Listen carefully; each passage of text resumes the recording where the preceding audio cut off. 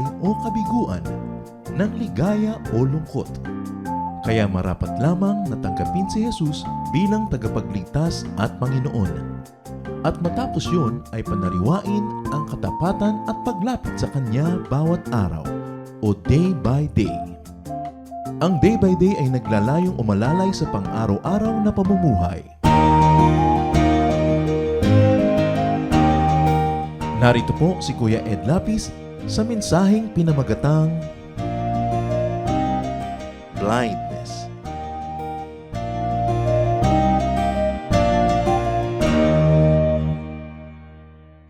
John 8:12. When Jesus spoke again to the people, he said, I am the light of the world. Whoever follows me will never walk in darkness, but will have the light of life. Ang Panginoong Jesus ang liwanag ng sanlibutan, ng buhay, ng isip, ng espiritu. And the opposite of light is darkness, blindness. Habang tayo'y lumalapit sa Panginoon at lumalago sa pananalig, dapat nababawasan ang pagiging bulag.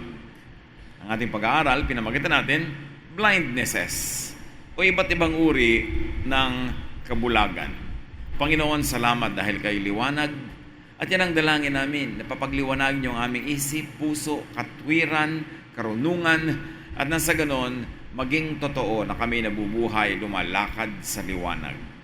Forgive us our sins, O God. Cleanse us. Empower us with the capacity to understand you. Heal our physical infirmities. Strengthen our bodies. Stabilize our emotions. Father, we ask you to be our peace, our strength, our light. In the name of your Son, Jesus, we pray with thanksgiving. Amen. 2 Kings 6, 8-10. Time after time, when the king of Syria was at war against the Israelites, he met with his officers and announced, I've decided that we will set up camp. Each time, Elisha would send this warning to the king of Israel, don't go near there. That's where the Syrian troops have set up camp. So the king would warn the Israelite troops in that place to be on guard. Napakaraming giyera ng Israel with the neighboring countries at isa dito yung Syria. At sa ating binasang kasaysayan, tuwing nagpaplano ang hari ng Syria kung saan sila maglalagay ng kampo, ito ay nalalaman ng propetang Israelita na si Elisha. Sasabihan niya yung hari at yung hari naman na nasa palasyo magpapadala ng mensahe sa kanyang mga general sa field. At kung siya ay kasama sa field, nalalaman niya, kaya sasabihin niya kanyang mga opisyales, huwag tayo dyan mag-camp, huwag kayo dyan magkampo dahil malapit sa kalaban. At maaari kayong mapanganib, malagay sa panganib. So the prophet warns the king, and the king in turn warns his troops. Isang propetang nakakakita ng mga bagay na di kita ng karaniwang tao maging ng hari. 2 Kings 6, 11-12. The king of Syria was furious when he found out what was happening. He called in his officers and asked, which one of you has been telling the king of Israel our plans? None of us, your majesty, one of them answered. It's an Israelite named Elisha. He's a prophet, so he can tell his king everything, even what you say in your own room. May nakakaalam sa mga Syrians kung ano ang tunay na dahilan kung bakit alam ng Israelites ang kada kilos nila. May propeta, si Elias, at alam niya ang bawat kilos, at sabi pa nga nitong tao, maging ang inuusal niyo ng tahimik sa loob ng inyong sariling silid. Now the prophet becomes a military interest. Why? Because he's a great military asset of Israel. 2 Kings 6, 13-14. Find out where he is, the king ordered. I'll send soldiers to bring him here. They learned that Elisha was in the town of Dothan and reported it to the king. He ordered his best troops to go there with horses and chariots. They marched out during the night and surrounded the town. Dahil ang propeta ang nagiging dahilan ng lagi ng kabiguan ng Syrian troops, ipadadakip na siya ngayon ng Syrian king. Naglakbay sila sa gabi, pinaligiran nila yung bayan na tinitirhan ng propeta. 2 Kings 6, 15 to 16. When Elisha's servant got up the next morning, he saw that Syrian troops had the town surrounded. "Sir, what are we going to do?" he asked. Natural itong katulong ng hari ay ng propeta, yung kanyang bodyguard din at the same time assistant, maagang gumising. At paglabas niya sa kanilang tahanan, kitang-kita niyang naliligid ng mga sundalong kabayuhan ang kanilang lugar. Natakot siya siyempre. At tinanong niya ang kanyang propetang amo, "Ano po ang gagawin natin? Naliligid tayo ng mga kalaban." Blind to spiritual reality, the servant gets alarmed. "Don't be afraid," Elisha answered. "There are more troops on our side than on theirs." Napakalaking statement ito. Huwag kang matakot, mas marami tayong kakamping mga hukbo kaysa sa mga hukbo na yan na kalaban natin. Seeing with spiritual eyes, the prophet is calm. Ninenervyos yung kanyang tauhan, siya ay payapa kasi magkaiba sila ng nakikita. Yung tauhan ang nakikita yung kalaban, yung propeta ang nakikita yung mga kakamping hukbo na nakapaligid din sa kanila that up to now hindi kita noong kanyang katulong. 2 Kings 6:17, then he prayed, "Lord, please help him to see." And the Lord let the servant see that the hill was covered with fiery horses and flaming chariots all around Elisha. Kung may malaking bilog ng mga kalabang hukbo na nakapaligid sa kanila, sa loob nito, sa pagitan ng bahay ng propeta at ng mga kalaban ay mas maraming hukbo na nakaistasyon. Na nakasakay sila sa nagliliyab, naglalagablab, nag-aapoy na mga sasakyan, mga anghel ng Diyos nakapaligid sa propeta. Sabi niya, "Lord, hayaan niyong makita niya." At nakita ito ng natatakot na assistant. Reality never changed. But seeing it changed the servant's heart. The blind could be made to see. Hindi lang ang nakikita ng hubad na mata ang totoo. Maraming katotohanan hindi nakikita ng mata. Ang mga anghel ng Diyos hindi nakikita ng mata. Ang pagtatanggol ng Diyos hindi nakikita ng mga bulag ang kanilang espiritu. Pero ito'y kitang-kita ng mga mulat ang kaisipan at mulat ang espiritu. There is spiritual blindness to safety and security and to blessings. Isang uri yan ang pagkabulag na nais kong ating pansinin. Maraming tao, bulag sila sa pag-iingat sa kanila ng Diyos. Bulag sila sa pagtatanggol sa kanila ng Diyos. Bulag sila sa blessings. Nandyan, pero palibhasa hindi nila nakikita, ang nagahari sa kanilang puso ay takot. At nung ipakita sa kanya, wala naman talagang naiba, kundi yung ano lang ang kaya niyang makita, pero yung realidad, laging nandun. It has always been the same, na iba ang kanyang pananaw. Ano ang pananaw niyo, mga kapatid? Anong tinatanaw natin? Anong tinitingnan? Kasi ang ating tinitingnan, ang siyang magiging laman ng ating isip. Kung ang tinitingnan niyo problema, magiging problemado kayo.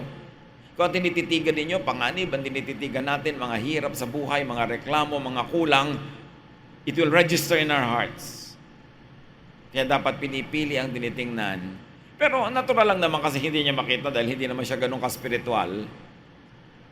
Pero kung ating hinahasa, sinasanay ang ating espiritu, marami tayong makikita na hindi nakikita sa pang-araw-araw at karaniwang sitwasyon. Kaya ang mga espiritual at mga Diyos mas tahimik, mas payapa. Kasi mas nagtitiwala sila at mas nakakakita sila ng dahilan para magtiwala.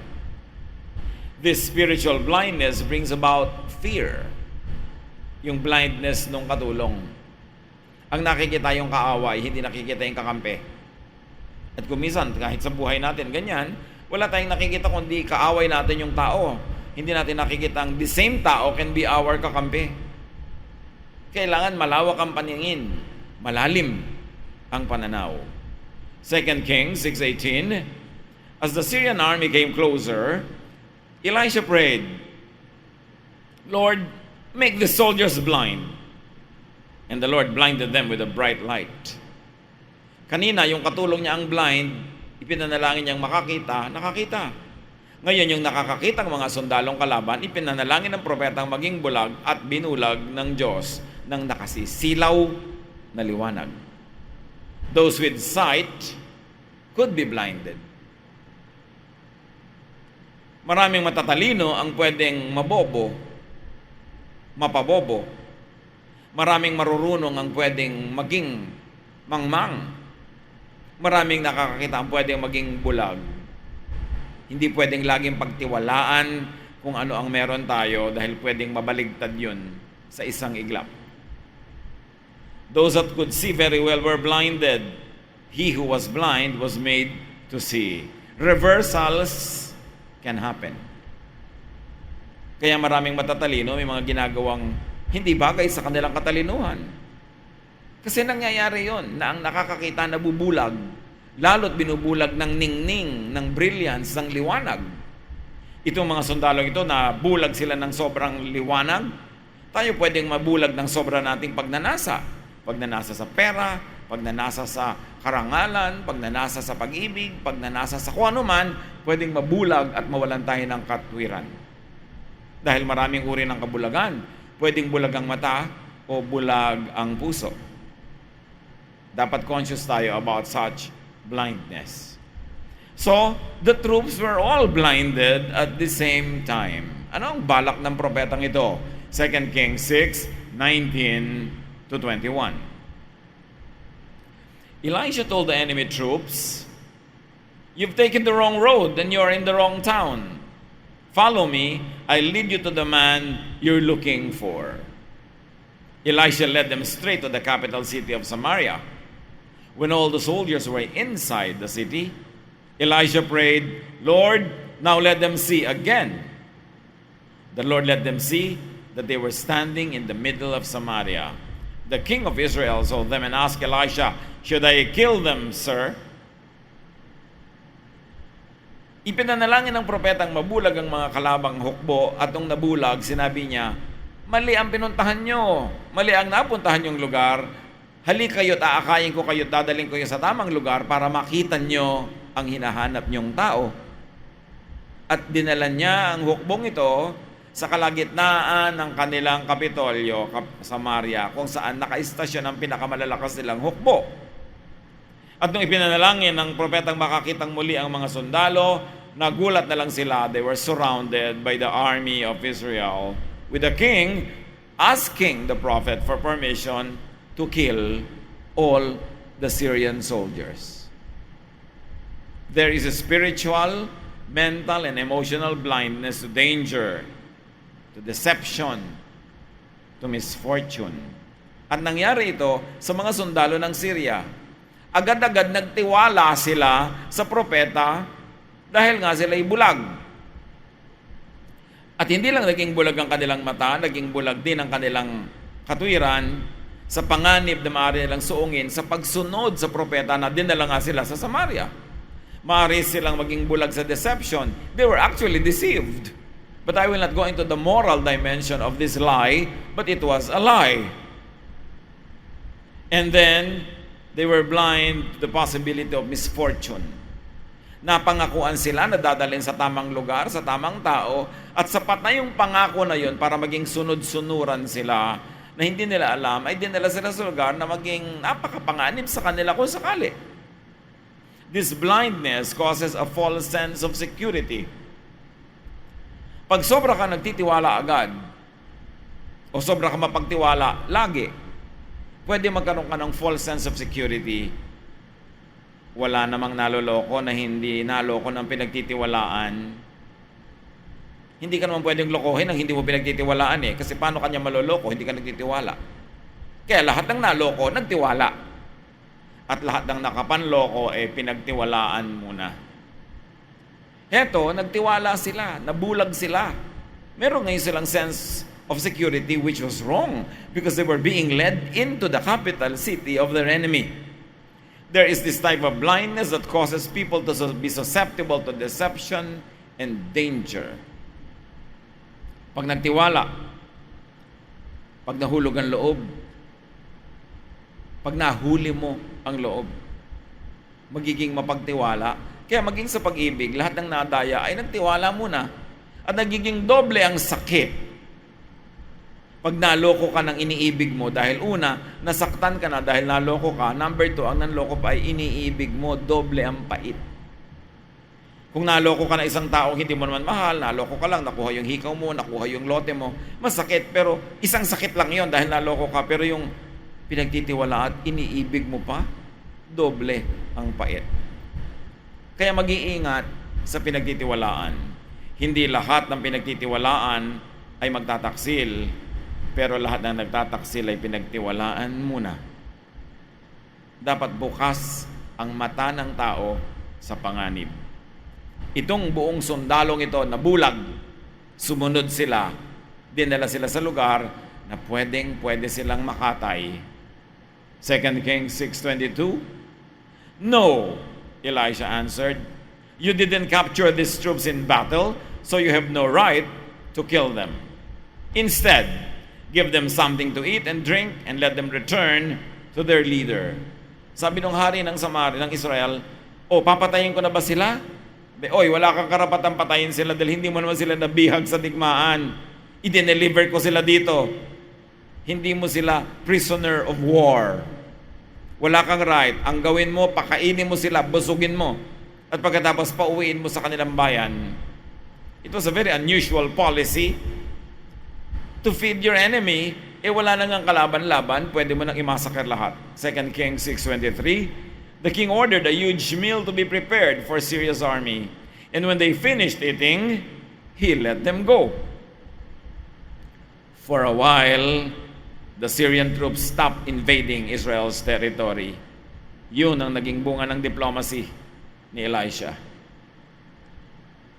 Nagkaroon siya ng pagkakataon na gawan ng anumang gusto niya yung hukbo ng Syria. Gawa ng masama, ipapatay. Pero siyempre, paghihiganti rin yun nung kanyang mga kakampi. O gawa ng mabuti at alisin ang galit at puot sa kanilang puso. Yun ang pinili ng propeta. Sa niya, huwag mong patayin, pakanin mo't pauwiin. Ang naging bunga, tumigil ng kasasalakay ang Syrian troops sa mga lugar ng Israel. Anong uri ng kabulagan ang nais ating makita dito? There is blindness to golden opportunity. Or there is blindness to the meaning of golden opportunity. To the king of Israel, there was a golden opportunity to kill as many soldiers of their enemy as possible. It was a golden opportunity for a military man. But Elijah was a diplomat. It was a golden opportunity to make friends. The same thing offers two opposite opportunities. Bulag ang hari ng Israel. Tulad ng maraming hari. This blindness causes people to miss great chances. Pagka nanghina ang inyong kalaban, pwede niyong yurakan o pwede niyong ibangon. Alin ang gagawin ninyo? Anong uri ng golden opportunity ang nakikita ninyo? The king of Israel had the chance to do good to the enemy and to take away the anger, which is really the power of the enemy. But he automatically inclined to squander that golden opportunity to make peace and to kill the helpless enemy. Alam nyo ba, pag may kaaway kayo at ginawa nyo ng masama, ginagalit nyo. Ang ginagalit na kaaway, pinapalakas. Pag may ginagalit ka, pinapalakas mo siya. Lumalakas ang loob niyang lalo kang saktan, lumalakas ang loob niyang lalo kang galitin, lumalakas ang loob niyang lalo kang gawa ng masama. Pag may ginawa kang masama sa gumagawa sa ng masama, mas pinasasama mo siya. Kaya ang turo ni Jesus, gawan mo ng mabuti ang gumagawa ng mali sa iyo. Dahil pag ginawa mo yon, hihina ang kanyang loob. Nagawang ka pa ng masama. Ang matalinong tao, hindi nanggagalit ng galit na nga. Kasi kanino niya ibabaling ang galit niya kundi sa'yo? Kanino niya ibubunto ng kanyang puot kundi sa'yo na nanggagalit sa kanya? Hindi matalino yung nanggagalit. Ang matalino ay yung nagpapabait, nagpapaamo, lalo taos puso ang layunin. Sa halip na gamitin ang haring ito ang diplomacy, ang gagamitin niya military strategy, kill the enemy.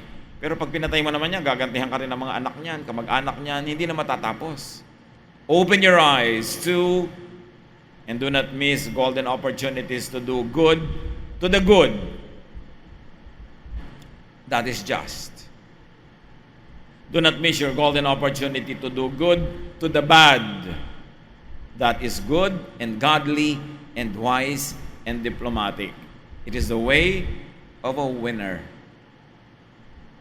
Pag may galit na galit sa'yo, ang dali namang galitin nalo yan eh. Sige, sulsulan mo. Makipag-away ka, insultuhin mo. Magagalit lalo. Sa palagay mo, nanalo ka na nagalit siya sa'yo. Hindi man siya makaganti ngayon, magyabang lang yan ng ibang pagkakataon. Ang tunay na panalo, ay yung napabait mo ang masama.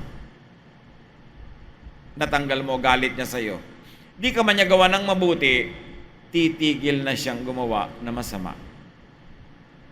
Matthew 5:44-45.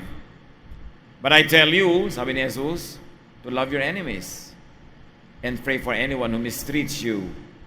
Then you will be acting like your Father in heaven. He makes the sun rise on both good and bad people, and He sends rain for the ones who do right and for the ones who do wrong. In other words, ang kabaitan mo, wala dapat pinipili. Masama't mabuti, ang kaharap, mabuti ka pa rin. Be like God. Love the good and love the bad. Sasabihin mo, wow, ang hirap naman na mahalin yung masama. Di, wag mong mahalin. Gawan mo rin ang masama. Tingnan ko lang kung sino malulugi. Ikaw ang magbabayad nun. Masama nga siya, gawin pa ng masama, edi lalong sumama siya. At sa iyo ibubunto ng kanyang kasamaan. Matthew 5:46-48.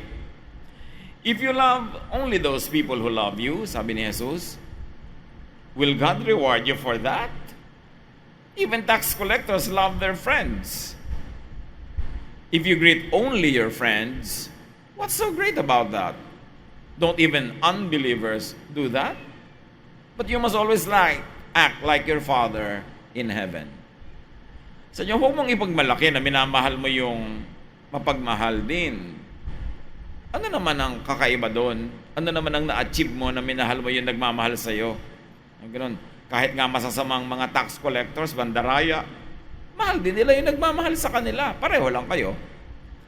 Kung ang binabati mo lang yung mga kaibigan mo, kahit masasamang tao, binabati ang mga kaibigan nila. So wala kayong pinagkaiba. Kung gusto nyong mapaiba, maging mabuti kayo sa di mabuti. Mahalin nyo yung nakakainis. Then magiging para kayong Diyos.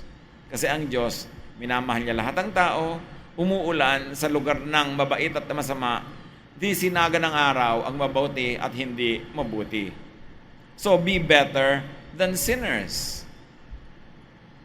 Lalo't anak ka ng Diyos, di dapat higit ang ginagawa mo kaysa sa mga hindi anak ng Diyos. Yung mga hindi anak ng Diyos, mabait din yon sa mga mahal nila sa buhay. Anak ka ng Diyos, lampas ka dapat doon. Open your eyes to and do not miss golden opportunities to do good to the enemy. That is wise. It is normal to do bad to the bad. But why be only normal when you can be super? That is wise. To do good to those who do bad. That is the way of the true winner. Because as somebody says, the best way to beat your enemy is to turn him into a friend. Yung enemy mo, ginawa mo na sama, enemy mo pa rin, ano naman na-achieve mo doon? Hindi nakakahanga. Pero yung kalaban mo kahapon, kakampi mo na ngayon, bukas pinapadalang ka na ng ulam, aba, yun ang achievement. Napagawa mo ng mabuti, yung gumagawa ng mali. Yun ang tunay na winning way.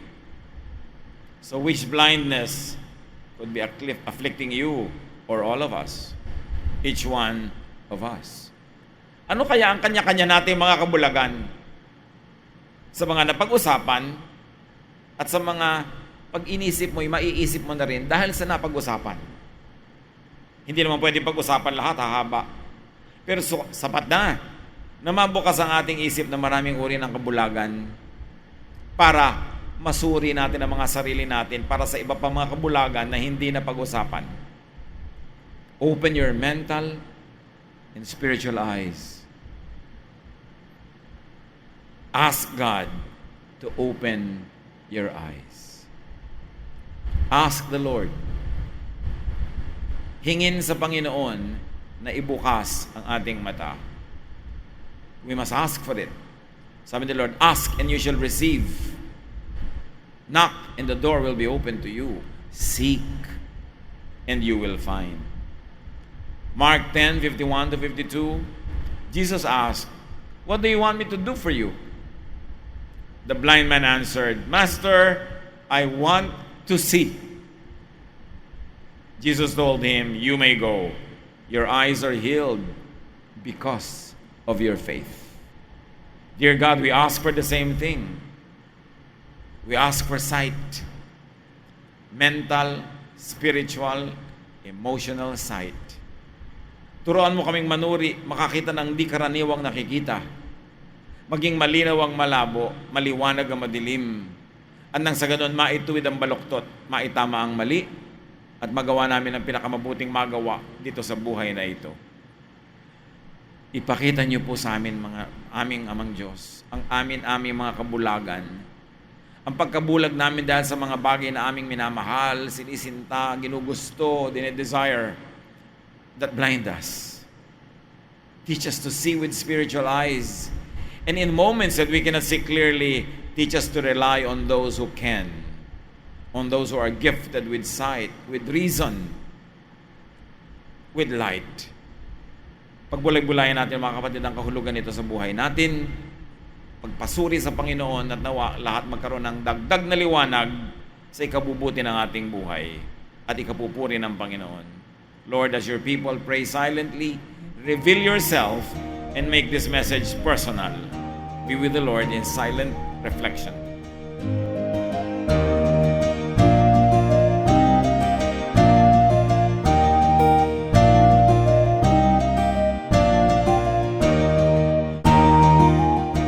Ang katatapos pong mensahe ni Kuya Ed Lapiz ay pinamagatang Blindness.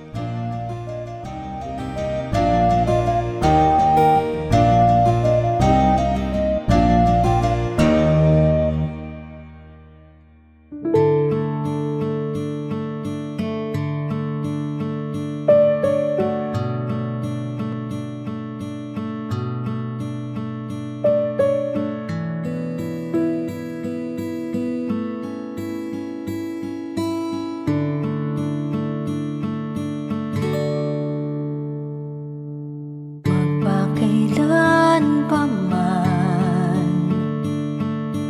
magpawalang hanggan, pag-ibig niyo sa akin, di nababago ng hangin, kahit saan pa man, kahit na sino man, kayo'y sa aming piling, di man maabot ng damdamin.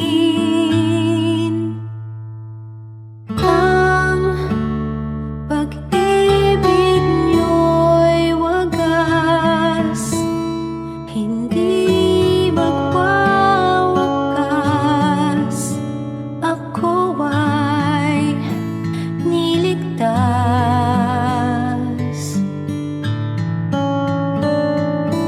at pag-ibig niyo'y sapat, sa akin ay tapat, kahit na di ako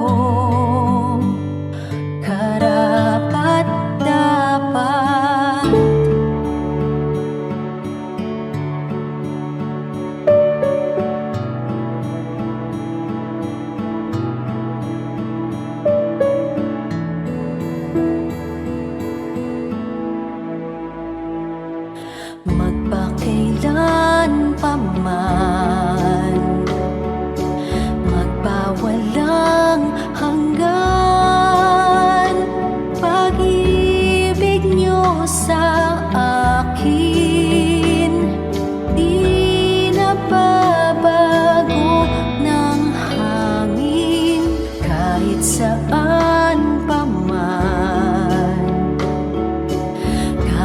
sa sino man, kayo'y sa aming piling, di man maabot ng damdamin.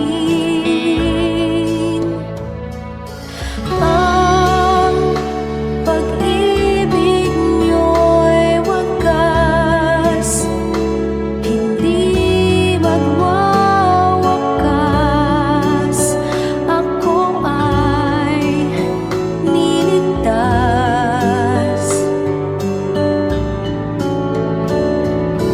At pag-ibig niyo'y sapat, sa akin ay tapat, kahit na di ako karapat-dapat.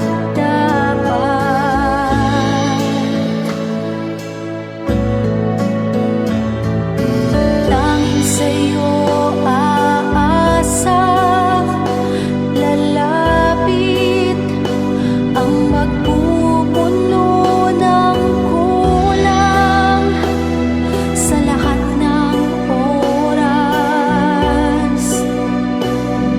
Walang ibang papantay sa iyong pagmamahal.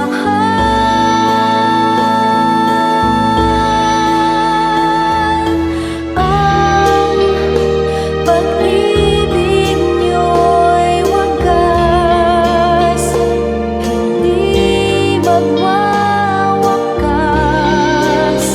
Ako ay niligtas.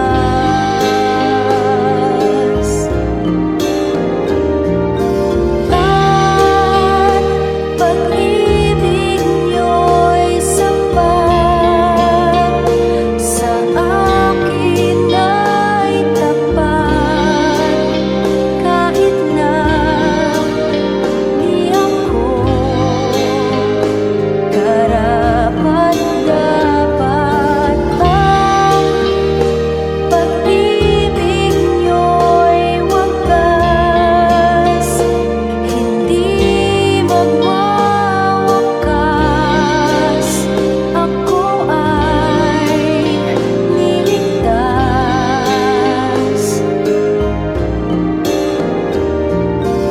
At pag-ibig niyo'y sapat, sa akin ay tapat, kahit na di ako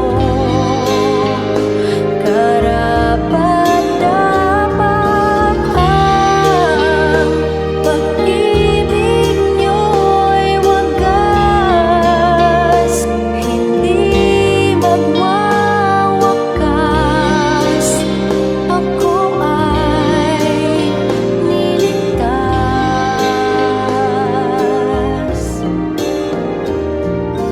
At pag-ibig niyo'y sapat, sa akin ay tapat, kahit na di ako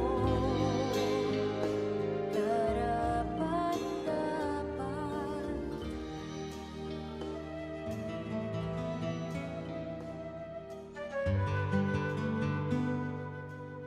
Bakit sinasabing this nation can be great again? Kailan nga ba naging great ang Pilipinas? Napakarami sigurong matatawag na greatness ng lahing Pilipino, pero kung sa technology, sa trading, sa material culture, matatawag siguro natin yung from the 11th to the 13th centuries na golden age ng Philippine civilization. Kasi pagka hinukay natin ang mga libingan ng ating mga ninuno, yung mga diggings nga na na-date dyan sa panahon na yan, napakalaki ng ebidensya ng sophistication and improvement and development of our civilization. Metal craft, halimbawa, yung mga paghahabi, pottery, bagamat maraming imported from China and the other countries, it only means that we are vigorously trading with these people. So isa yan na matatawag na Golden Age. Yung pagsisimula at paglago ng Ifugao Rice Terraces is a golden age, no, in terms of community work or public work, if you might call it. Yung ating pagtayo laban sa Espanya sa ating himagsikang Filipino noong 1896 at ang pagwawagi at ang deklarasyon ng independensya noong June 12, 1898, ang pagsulat ng konstitusyon sa Malolos, nakauna-unahang konstitusyon ng isang republika sa buong Asya. These are high water marks of a civilization.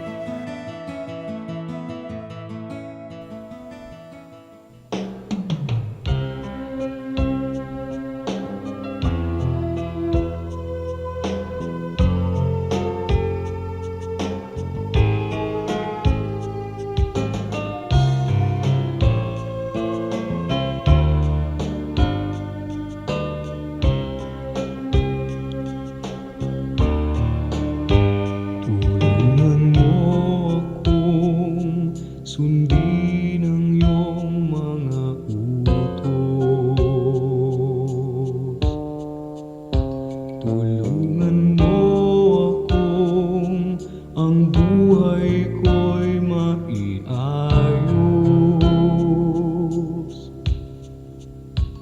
At sa mga tukso, tulungan mong pigilin ang sarili ko. Tulungan mo akong maging tapat sa'yo. Pagpipigil sa sarili, pagpipigil sa sarili. Kung nalulungkot at nalulumbay, magtiis at maghintay. Pagpipigil sa sarili, pagpipigil sa sarili. Ang ituro mo sa buhay ko, Jesus.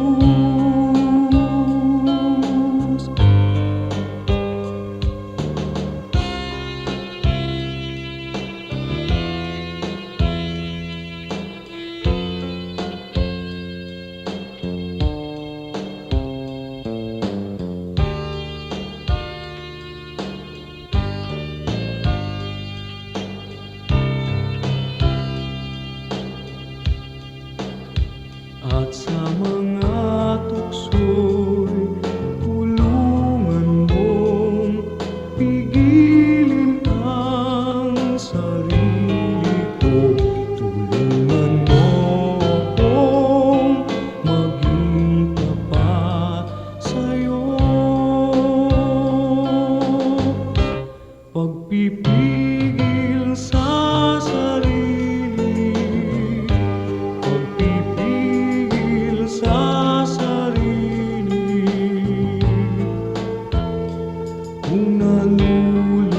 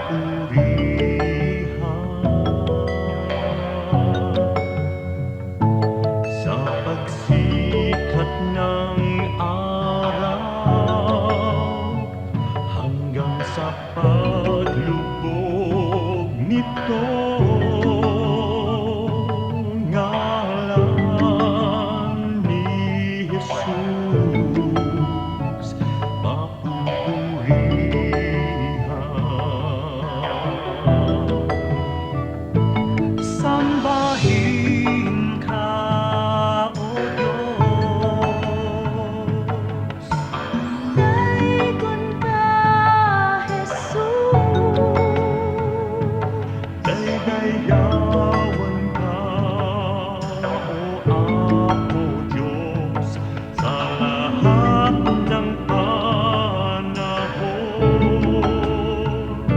Sambahin ka, o Diyos, Kaluhuran ka, Jesus. sa lahat ng dako. Papupurihan ka.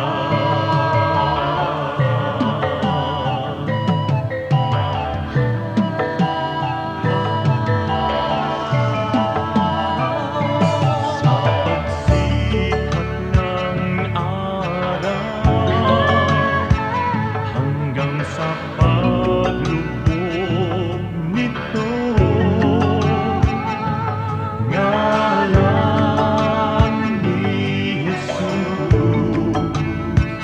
papupurihan. Sa pagsikat ng araw hanggang sa paglubog nito, ngalan ni Jesus papupurihan.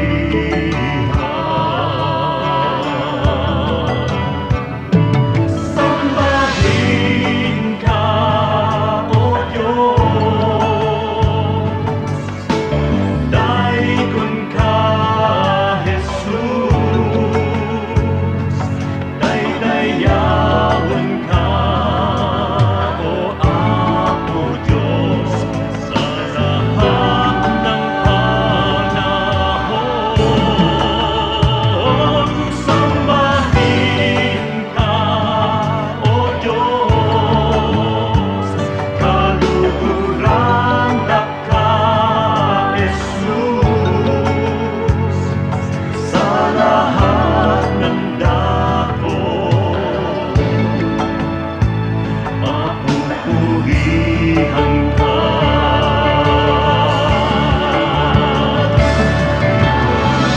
Sa pagsilay ng liwanag mula doon sa silangan, nadarama't nakikita ang sa inyong pagmamahal.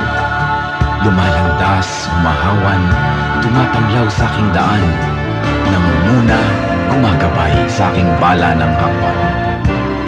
Sa pagdatal niyong gabi na malamig at mainam, akin namang nalalasap ang inyong kapayapaan.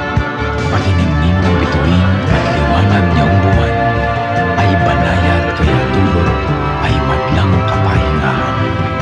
Sa gabi man o sa araw, sa dilim man o liwanag, kayo ay aking kapiling sa lahat ng kalagayan. Ako'y hindi natitiis, ako'y hindi iniiwan, kaya lubos na papuri ang sa inyo'y aking alay. Sambahin ka, O Diyos, daikon ka, Jesus, daydayawan ka, O Apo Diyos, sa lahat ng panahon.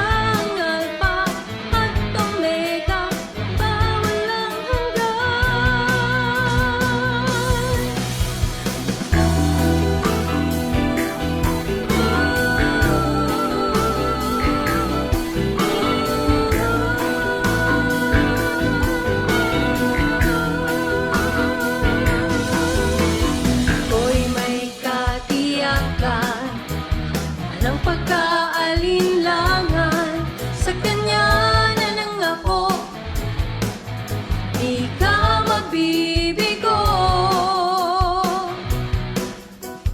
Tunay siyang maaasahan, noon, ngayon at kailanman. Siya ang Alpha at Omega, magpawalang hanggan. Ang Diyos na di buhay, ang Diyos na di buhay, ang Diyos natin ay buhay, magpakailan pa man.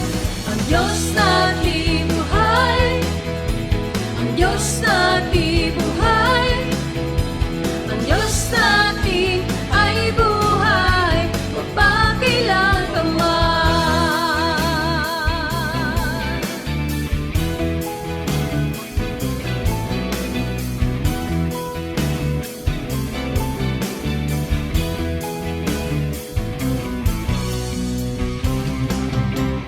Puso'y may kapayapaan, sa gitna man ng kapighatian, pagkat siya ang kasama, ako'y di mangangamba.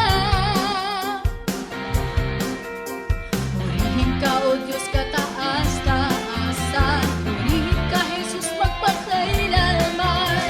Siya ang Alpha at Omega, makapangyarihan.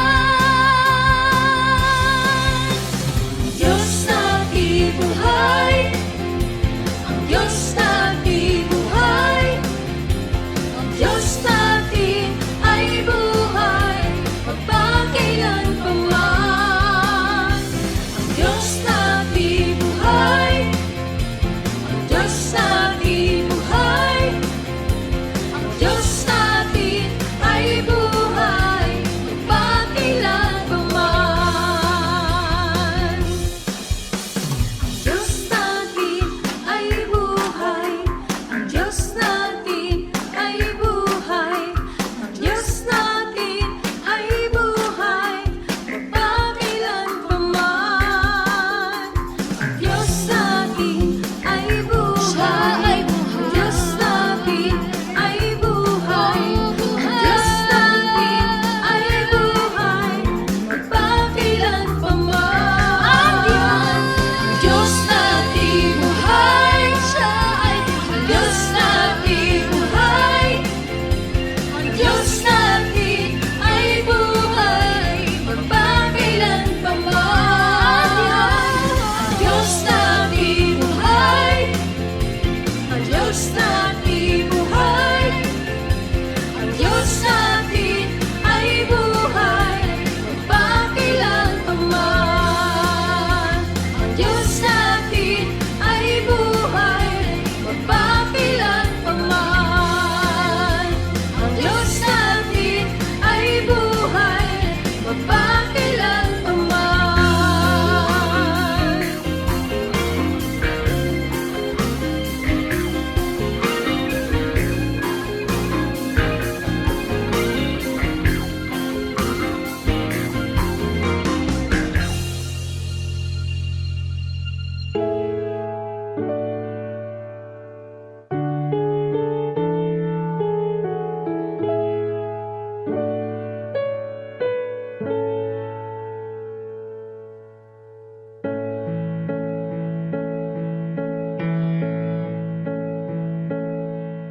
Kung aking marinig, banayad mong tinig, paligid may dilim, sa pag-asa'y hitik.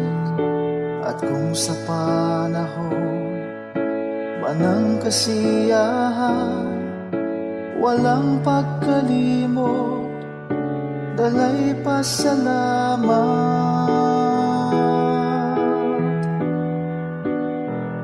Alay ko ay papuri, damhin mo pagsamba, ang pag-ibig mo sa'kin walang hanggan.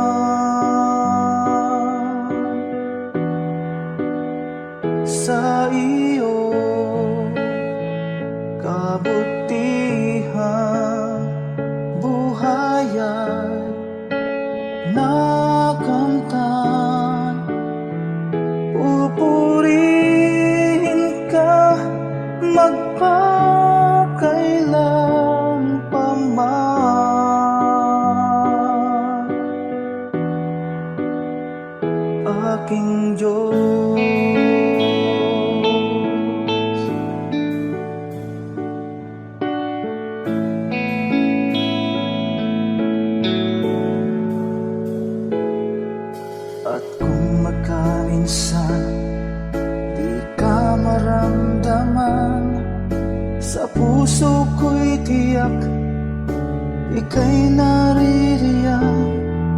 Kahit sa dulo man itong aking buhay, ika'y aking lakas, hindi mangangamba.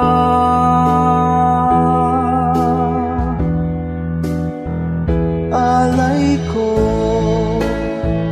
ay papuri, damhin mo pagsamba, ang pag-ibig mo sa'kin walang hanggan.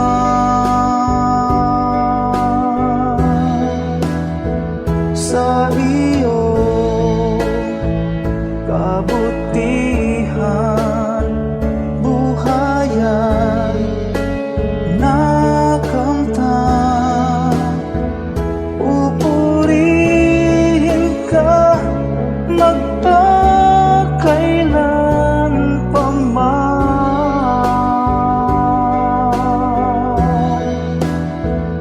Aking Diyos,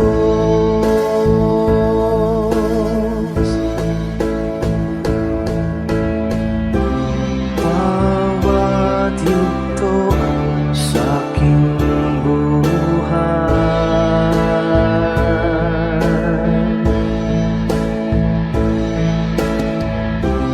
laging laan iyong gabay.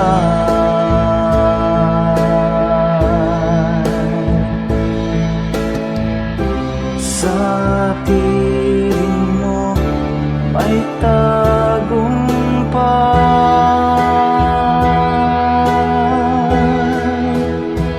Alay ko ay papuri, damhin mo pagsamba,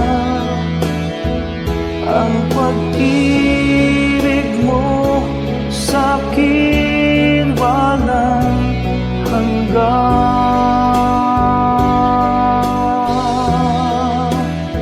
Sa iyong kabutihan, buhayan nakamtan, pupurihin ka magpakailan pa man.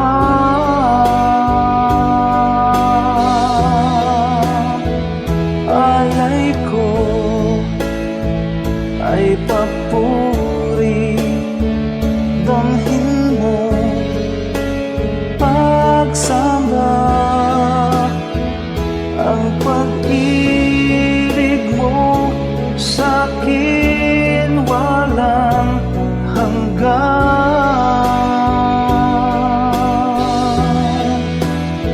Sa iyong kabutihan, buhayan nakamtan,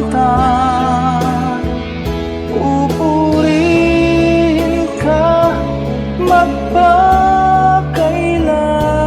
pa man.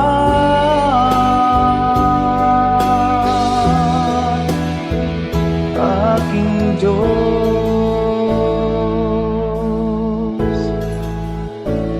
aking Diyos,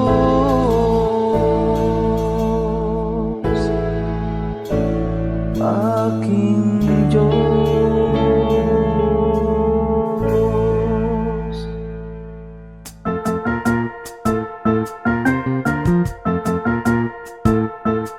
Oras na po para pansamantalang magpaalam ang programang Day by Day.